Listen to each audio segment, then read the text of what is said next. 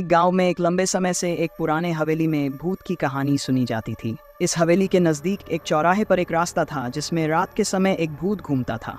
लोगों के मुताबिक यह भूत अकेले चलते हुए अपने पिछले जीवन में हुए अन्याय की सजा भुगत रहा था। जब कोई गांव वाला उस रास्ते से गुजरता तो उसे भूत की आवाज सुनाई देती, लेकिन किसी को भी उसे देखने का मौका नहीं मिलता था। इससे लोगों के बीच में भूत की कहानी और उसके चरित्र पर कई कथाएं फैल गईं। एक दिन एक वीराने रात में एक धैर्यशील युवक ने उस रास्ते पर भूत का सामना किया। धीरे धीरे उसने उसके पीछा किया और जब वह उसे पकड़ने का प्रयास किया तो उसे एक पुराने और अजीब व्यक्ति के रूप में देखा। यह व्यक्ति उसे अपनी कहानी सुनाता है और उसे यह समझ में आता है कि भूत केवल अपनी दुखद कहानी के बल पर आत्म पाने की कोशिश कर रहा था। उस युवक ने उसकी समस्या को समझा और उसे शांति की ओर ले जाने में मदद की। इससे भूत की आत्मा शांति पा गई और रास्ते का भूत और उसकी कहानी लोगों के बीच में अब केवल एक कथा बन गई। उस युवक ने भूत को उसके दुख को भूलने और अपने आत्म संस्कार को सुधारने के लिए प्रेरित किया।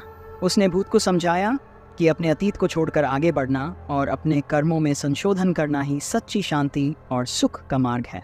इस प्रकार भूत ने अपने अतीत के बंधनों से मुक्ति पाई और नए जीवन की शुरुआत की। इस कहानी से लोगों ने यह सीखा कि अपने अतीत को स्वीकार करने के बजाय उससे सीख को लेकर आगे बढ़ना ही वास्तविक मुक्ति है। इस कथा ने लोगों के मानसिकता में एक सकारात्मक परिवर्तन लाया और उन्हें नई आशा और साहस दिया। इस कथा के माध्यम से लोगों को ये भी सिखाया गया कि हमें दूसरों के दुखों को समझने और सहायता करने की आवश्यकता है। अकेले नहीं, बल्कि साथ मिलकर ही हम अपने और दूसरों के जीवन में सकारात्मक परिवर्तन ला सकते हैं। इस कथा का सार यही है कि हमें अपने अतीत के बोझ को छोड़कर नए जीवन की ओर बढ़ना चाहिए और सच्ची खुशियों की तलाश में अपने कर्मों में संशोधन करना चाहिए। इसी तरह हम सभी अपने जीवन में खुशहाली और समृद्धि की ओर प्रगति कर सकते हैं। बिना दुख और कष्ट के बिना कोई भी व्यक्ति सफल नहीं हो सकता। जीवन में समस्याओं और चुनौतियों का सामना करना हमें मजबूत बनाता है। हमें अपने अतीत के अनुभवों से सीखना चाहिए और उनसे अपने भविष्य को सुधारने की प्रेरणा लेनी चाहिए। यदि हम इस तरह से अपने जीवन को देखें तो हम सफलता की ऊंचाइयों को छू सकते हैं और सच्ची खुशियों को प्राप्त कर सकते हैं।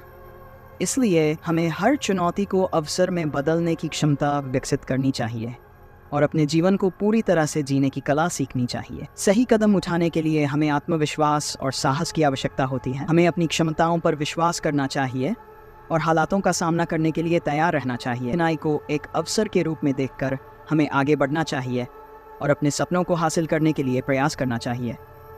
ये न केवल हमारे व्यक्तिगत विकास में मदद करेगा, बल्कि हमारे समाज और समाज का भी विकास करेगा। इसलिए हमें स्वयं को और अपने लक्ष्यों को प्राप्त करने के लिए प्रतिबद्ध रहना चाहिए। इसके अलावा हमें अपने आसपास के लोगों का सम्मान करना और उनकी मदद करने की भावना रखनी चाहिए।